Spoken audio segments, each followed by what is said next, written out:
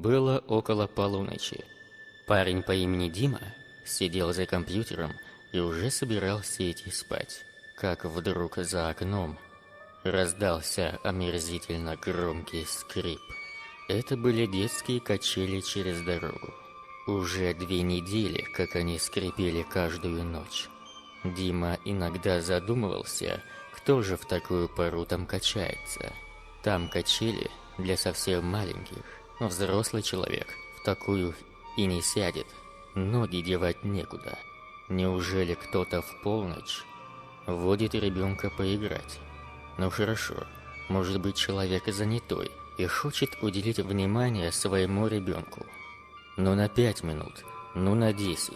Но это ведь по полночи продолжается иногда.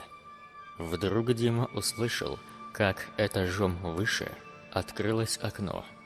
Это был его сосед.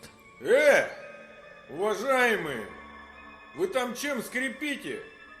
Вы там что, анусами своими скрипите, что ли? Так я вам сейчас помогу их смазать паяльником. Поздно уже, кыш отсюда, спать ложитесь.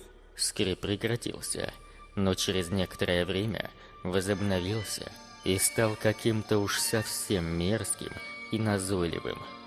Диме даже показалось, что он слышит в нем истерический смех. Сверху хлопнула входная дверь. Послышались громкие шаги по лестнице. Видимо, сосед решил лично разобраться.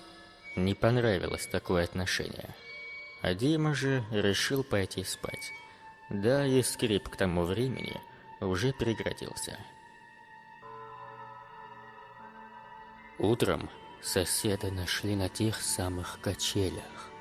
Его лицо было искажено гримасой ужаса. Официально, по заключению врача, сосед умер от астмы.